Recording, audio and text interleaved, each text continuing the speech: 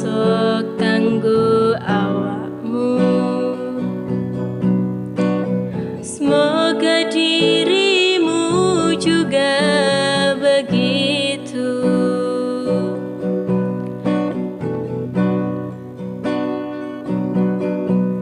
Rasa sayang iki ra bisa lali nganti besok tekan ning mati. Janji tulus ramung ono ing lati, mantep rasa lan jiwa raga iki titipke layang kangenku iki. Muga bisa nambahi ati panyuwunku siji kanggo awakmu, juga rasa lan katresnanku.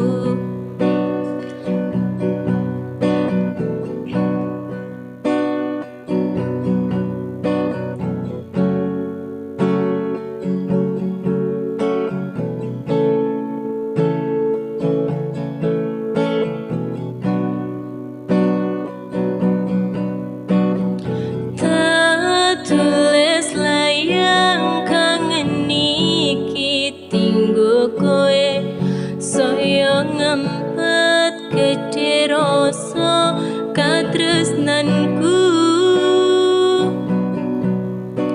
Senajan ato panggonmu ra bakal kalaleke, tunggulah ku dan jaga hatimu untukku.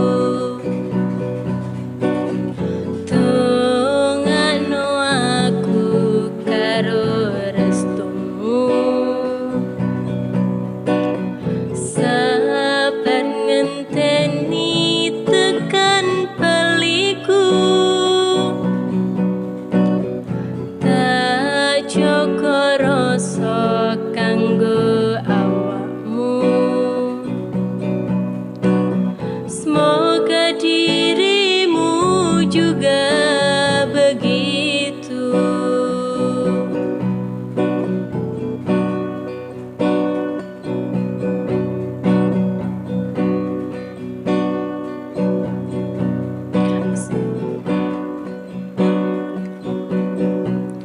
Rasa sayang iki ra bisa lali nganti besok tekan ning mati.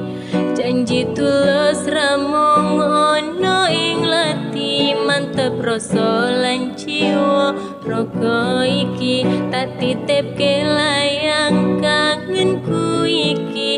Muga bisa nambahi ati panyuwunku siji kanggo awakmu, jaga rasa lan katresnanku.